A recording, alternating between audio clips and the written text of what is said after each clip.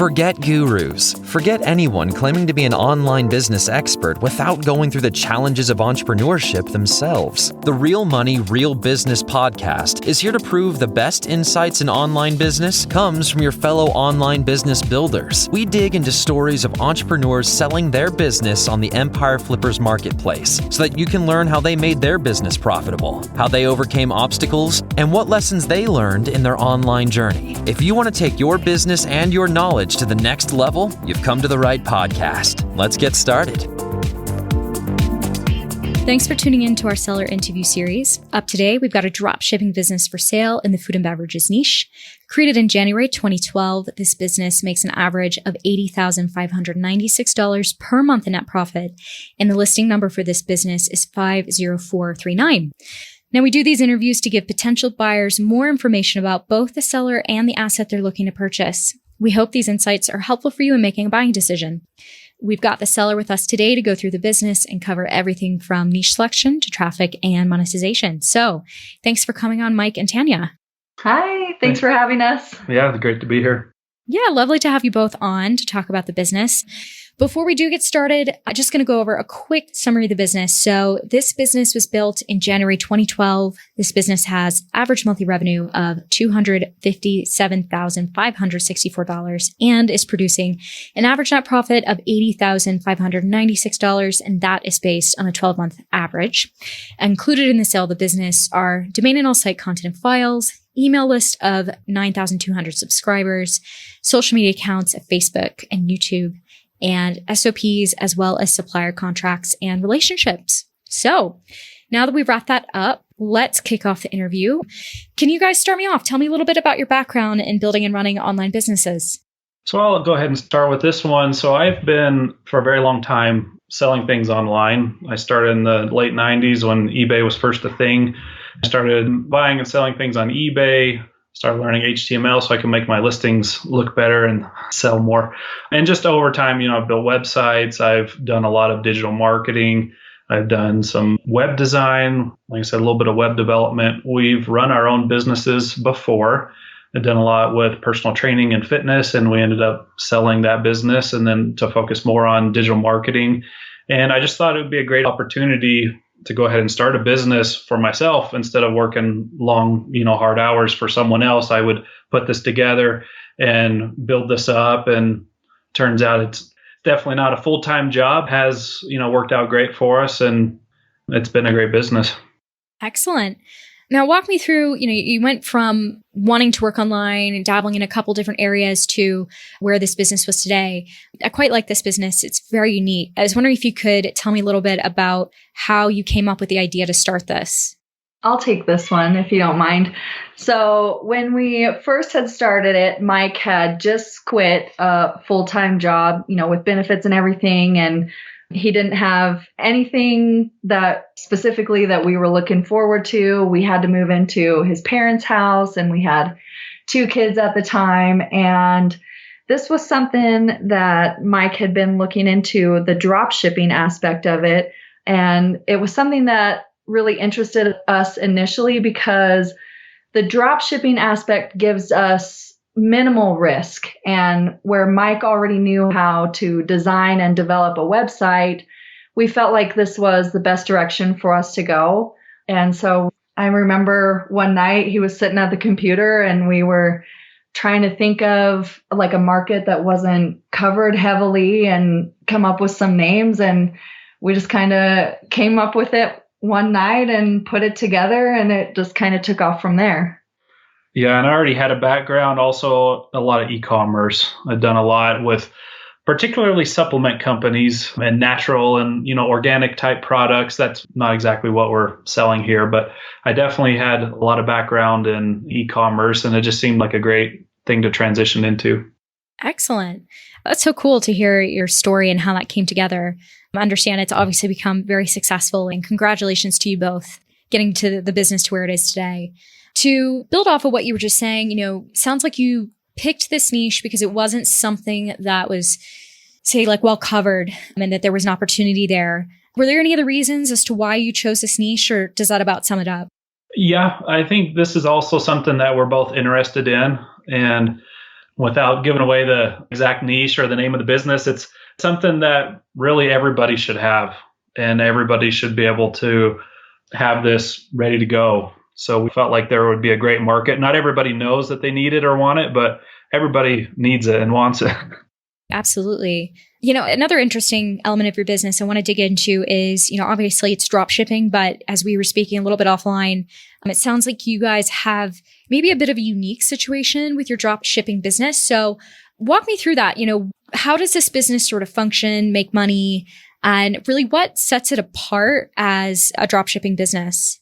Yeah. So a lot of the fear from drop shipping comes from Alibaba or, some other overseas suppliers where somebody's going to order a watch and it's going to take them like 3 or 4 weeks if they're lucky to get it. Whereas our suppliers are all based out of the United States, and they all communicate with us. If something goes out of stock, they let us know. And we just have great relationships with our suppliers. And what makes us unique is actually those relationships. I think something else too with drop shipping, there is a negative connotation attached to it where like you think of something where like you see a skirt online or whatever, and then a drop shipper is going to try their best to hurry and sew it up and replicate it. And maybe you get the skirt you were expecting, but maybe you don't. And the skirt you were wishing. Yeah. And so I think with ours though, what the plus side of the relationships we have with our drop shippers is that it is their original product. It's not something that we're just throwing out there that we don't know is going to actually be able to be created. Like we work with the suppliers and manufacturers that have created these items, and it's their original products. And so the customers can, feel comfortable in ordering something and then receiving exactly what they ordered. Yeah, and something else that makes us especially unique is I verified this last week. I created a fake Google account with a different name, and I emailed all of our suppliers and asked them, told them I'm starting this new business. I'm wondering if you do drop shipping. Can I get an account with you? And some of our best selling manufacturers, they do not actually allow new drop shippers. So that's unique for us. We do have these relationships with them. They're not with, myself, Mike, and Tanya. Really, they're with the business. So those would absolutely transfer over. So that's something great about our business is it's not, a lot of people also think with drop shipping, well, there's risk that there's just going to be tons of new competitors. Well, not for us. So that's actually a great thing. I appreciate you guys spelling that out, some of the conceptions about drop shipping and how you guys actually have quite a unique situation for a drop shipping business. Certainly the exclusivity with your suppliers is quite a big deal. And then of course, as we know, without revealing too much about this business and what you guys are selling, buyers who are interested in the business can unlock it and see that you guys are in quite a specific niche. So don't necessarily have to really worry about, say, the normal level of competition like you have with like other drop shipping businesses. So that's good to know. Now, obviously the business has had, a great year. I'm wondering, why are you selling the business now instead of, say, keeping it and growing it? I have so many ideas. I'm kind of a serial entrepreneur, at least in my head. I have a lot of ideas and a lot of things that we want to do. And I suppose it's fine for me saying this, but I currently have a full-time job and we're doing this on the nights and weekends. And selling the business would allow me to actually quit my full-time job, working for an employer. And then I would go full-time on some different businesses ideas that my wife and I have. And that's the main reason why we're looking to sell it at this time. Yeah, I agree with Mike. I think of us as adventure people. And like I said, when we started this business, we didn't have much to look forward to, and we had to find a way to support our family. And this has definitely done that. And now we're just ready to move on, and we're looking forward to new adventures. Oh, that's awesome. Definitely beautiful to see how things have come full circle for you guys and allowing you to move on to the next adventure. So congrats. Now, of course, we like to ask people about their experiences and the things they've learned. It's certainly helpful for our buyers, but other people out there interested in basically doing the sort of thing that you guys are doing. So I was wondering, is there anything that you learned from this business that you'd apply to, say, future sites or businesses? Or what did you find along the way that just seemed to really work for you? I would say as far as, marketing's everything. Getting in front of your audience is what you need to do. And, once you develop the relationships, whatever it is that you enjoy, that you want to sell, that you're willing to answer emails from customers about, once you have all that worked out and a nice looking website, you've got to be able to get on social media, get on, if you're going to do some advertising. If you don't know how to do SEO, search engine optimization, you're going to want to find somebody to help you with that. And yeah, just getting out there. I wish that would have started email marketing a lot sooner and SMS marketing even a lot sooner than that. Whereas email has like 20% open rates and SMS has 98% open rates. And you just can really, announce new products, drops, promotions, anything like that. And you start building up these loyal followers where for several years, we weren't doing any kind of email marketing, not even abandoned carts. So we definitely have, turned that over. Just a lot of those things are very user-friendly and easy to use. So I would suggest if anybody's not doing those to go ahead and think about starting those up.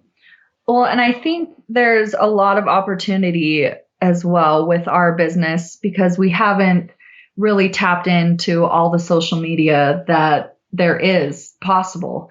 And, if we were keeping the business, I would say that would definitely be something we would be branching out to. So there's a lot of potential there and a lot of potential growth there as well.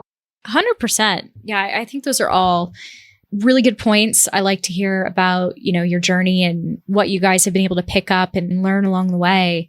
Now, of course, we know there's always two sides of the story, right? There's the things along the way that you learn work, and then there's obviously things that come up that say don't work. So, and that's totally fine. I'm wondering if you found anything along the way of running this business that, say, didn't work? Absolutely. So we started trying to sell some products that were outside of our niche. And I thought, well, they're kind of related, but really they weren't. And of one particular whole product line that we listed, we sold 3 of them. And so we ended up pulling that product line and decided, all right, well, let's really focus on providing the largest selection online in this particular niche that you can find. That's definitely one thing that we learned. And also with the SMS marketing, I found let's not send a message unless we actually have something important or something that we're sure that our customers are going to care about.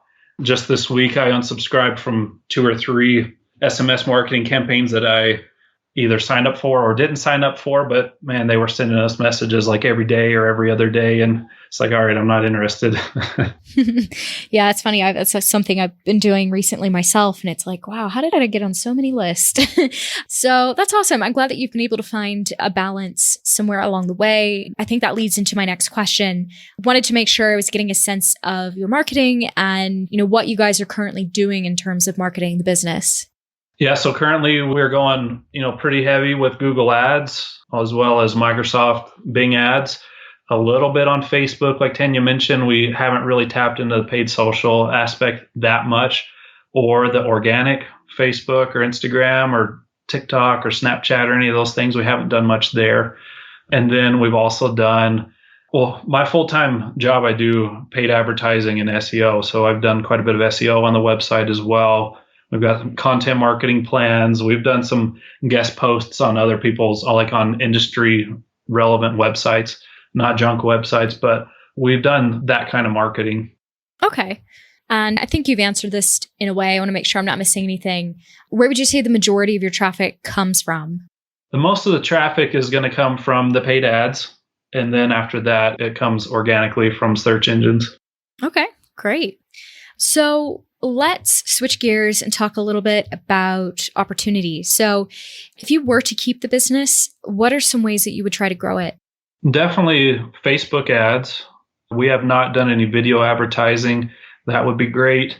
But even, kind of shifting gears a little, adding more products, creating relationships with additional brands. Just this week, I got us another agreement with another supplier, and I'm going to meet with them in person tomorrow. They're actually just down the mountain from us. So going to go meet with them to get that started, and just always be looking for, new manufacturers, because there are, new ones that pop up from time to time, but really there would be a lot of value in providing the customers even a greater selection within the niche. Okay, that's a great answer. Now, in terms of, say, risk to the business, we know what opportunities are in place, but we do have to discuss risks. What would you say are the biggest risks with the business that a buyer should be aware of?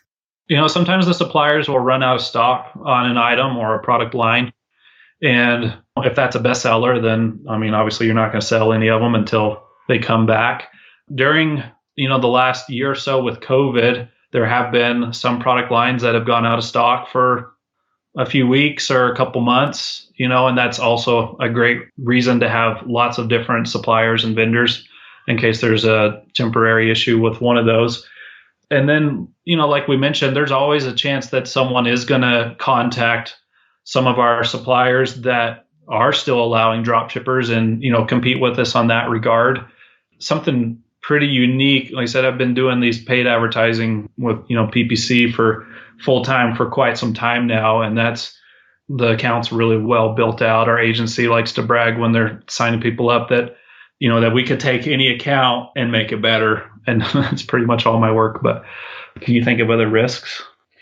Yeah, just like Mike said, that is the biggest risk, having drop shippers where you're not making any of the product or storing any of the product or shipping out of any of the product. You lose that control. So if your drop shipper decides that they don't want to let you sell that product anymore, or if they run out of it, we've run into that issue several times where the customer will order something and to our knowledge, it's in stock. And then we send it over to the drop shipper and they say, hey, actually, this isn't in stock and we're refunding you and you're going to have to refund your customer. So that's definitely a downside to drop shipping. Yeah, it creates a little extra customer service. At times we've been able to, hey, if you want, you could substitute something on our website. We'll even let you spend 10% more than what you originally paid if you want to just exchange something. But yeah, sometimes that's can absolutely, be a risk as well. And of course, there's always the risk of you have to keep these relationships really strong, really positive with your drop shippers, because there's always the risk of them saying like, no, we don't want to work with you anymore. And then you lose a huge amount of supply. So. Yeah, and I'm trying to think. That's never actually happened. That hasn't happened to us. But sometimes we talk internally. Okay, we got to be as polite as we can to our vendors, and doing things like send them cookies, or something like that. Let's yeah.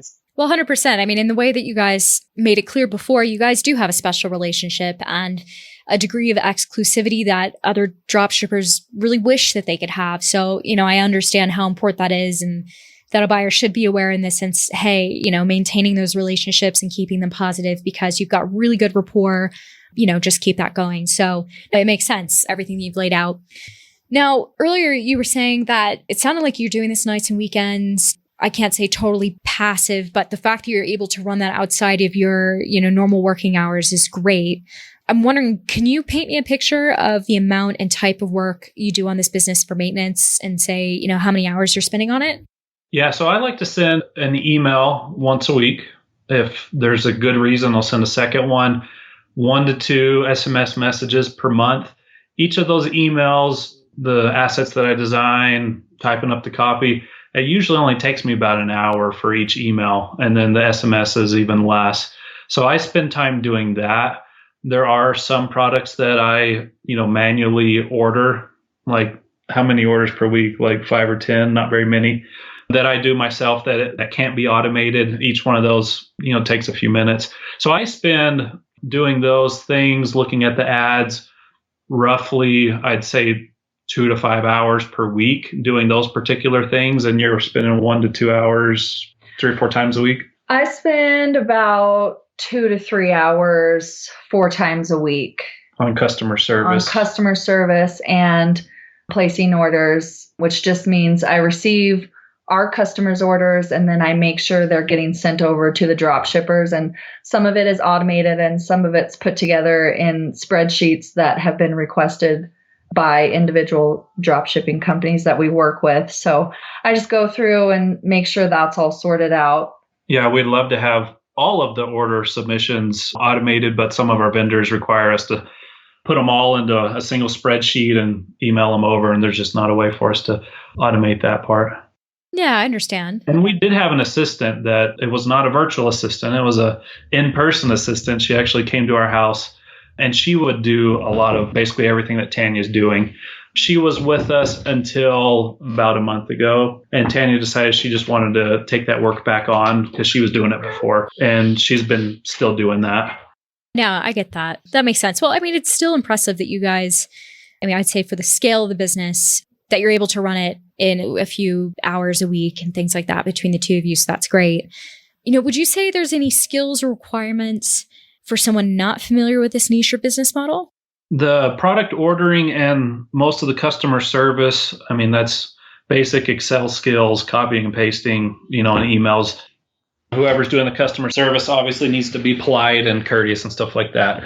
As far as the stuff that I do, there definitely is a learning curve. Like if you've never used, we used MailChimp, now we're in Klaviyo. But if you've never used like an email service provider, there's a little bit of a learning curve there that we can absolutely, go over with a buyer. The paid advertising, the way that it's set up, it mostly takes care of itself. But I am offering to continue working on those, paid ads even perpetually. But, usually you pay whoever's managing it a percentage of the spend to help manage it. So I would say that's the main thing. We are on WooCommerce. I know a lot of people love Shopify, but I've used WooCommerce for a long time and actually developed custom marketing plugins that do exactly what I want them to do. So if you haven't used WordPress before, which it is the most popular platform, that, we can definitely show you around as well. Great. Well, I just have a few wrap-up questions for you here. So how much support are you offering buyers? So we just kind of put in what was suggested when we filled out the questionnaire, 30 days, a couple Zoom calls. I'm sure we'd be available more often if needed, and just to make sure that there is a smooth transition. Excellent. Would you commit to a non-compete? Absolutely. Great. And are you open to something like an earnout? So we've talked about it. We're not thrilled on the idea of like a paid earnout. Obviously, we'd love to have all the money up front, but if we need to do like a seller financing, most of it down, seller financing, definitely consider that. Okay, great. Final question here. Putting yourself in the shoes of a buyer, why do you think this is a business worth buying? Just some of the same things that we've already mentioned, the exclusivity with some of the vendors. It definitely is returning a lot of money. It's not taking a lot of time. A large portion of the business could be hired out with an assistant or a virtual assistant. And, especially if somebody loves the niche, food and beverage combined with outdoors, and I'll stop there. But there definitely is, a lot of things to like about the business. And just to add in, like I said before, what even got us started in this is it really is a low risk. You're not taking on much risk. You don't have to have a warehouse. You don't have to have a bunch of overhead. You don't have to worry about making all the products yourself and storing them and shipping them. So while there are downsides to that, those are huge benefits. Yeah, another, I think, a great selling point is, I briefly talked about emails, but I've set up several email automations where there's like a 5-month welcome series with a weekly email, and there's shopping cart abandonment, and there's, win back series. There's automated emails to ask for product reviews, to get reviews on Google and the Better Business Bureau. There's quite a bit set up. Whoever buys it will be walking into a really well set up business, like a finely tuned machine, I guess, like they say. 100%. No, I think how you guys describe that, it makes sense. And overall, like a very good opportunity for someone keen to have something that's maybe a bit passive, that's running at a high level, and they can take it, right out of the box and go ahead. So excellent what you guys have put together. And I'm really looking forward to seeing how things play out in your deal. Excellent. And I had a couple other thoughts, if you don't mind. Absolutely. Go ahead. So, we've had people ask us, well, you've been in business since 2012, why has it really picked up a whole lot lately? And, especially with my background in paid advertising, well, when we first started the business, the revenue was kind of up and down some, and we really weren't focusing on it a ton. And then, COVID comes around and a lot of people are interested in this particular niche. And we really ramped up the advertising and we really got creative to, keep the revenue coming in. And, COVID when things first started shutting down has been over a year ago. And even with that, we're seeing year over year growth, from those initial sales numbers. And we're going to keep doing what we can to keep those sales numbers high. And there's also a great opportunity off and on. Since we started the business, we've had people asking us if we have an affiliate program, and we put one into place about 6 weeks ago. We have a couple affiliates that have signed up so far. We haven't really promoted it much, but I think that's definitely going to also be an additional source of traffic and revenue. We do have some affiliates that are driving us traffic from YouTube channels and different things like that. And we did dabble a little bit with influencer marketing about 4 or 5 years ago. And we still get traffic and sales from that to this date. And that's just been one of those things. There's also a fantastic opportunity for that. And we just haven't really focused on it. Yeah, we've been very busy just trying to keep up with the orders and, combined with the marketing and customer service. So there's definitely a lot of good things that can be done. Yeah, I think the most opportunity for a buyer would be someone who has actually more time to spend on it than what we've been doing. I think if buyer can come in and commit to it and, they don't have a full-time job and they can make this their full-time priority, I think there's so much potential here. I think that, Mike and I have been just doing our best to keep things afloat and just keep customers happy at this point. And if someone can come in and start advertising on more social media platforms, and they can hire these types of things out that Mike and I have been doing, where they can spend more time branching out with affiliate programs and things like that. There's so much opportunity there that we just haven't been able to put the time into. Yeah. And even if they want to just mostly hire an assistant and go that route, I mean, we've considered multiple times, of keeping the business and this would be our full-time income. And here we are. We've ultimately still decided that we want to sell it. But yeah, there's definitely lots of different routes and ways that a new business owner could run the business. Yeah, I appreciate you guys putting that into perspective and adding that on. I think those are important potential opportunities for the buyer, but also a nice scope of what kind of buyer would be right for this. Maybe someone who's got a bit more time and wants to put maybe a bit more effort and or, just run it hands off with an assistant. Makes sense. Other than that, I think I've wrapped up my questions here, unless you guys have anything else. No, that was everything. Awesome. Well, thank you guys for coming on and speaking a bit more about the business. I've certainly enjoyed learning a bit more from you guys today. So very much appreciate your time. Yes. Thank you for having us. Great speaking to you, Sarah. Yeah. All right. For everyone listening in, thanks so much for tuning into this interview. To check out more details on this business or to unlock the listing, visit empireflippers.com/marketplace and search for listing number 50439. If you're watching this on YouTube or Facebook, click the link in the description to go straight to the listing. By unlocking the listing, you'll be given everything you need to know about the business and can start your due diligence. Until next time.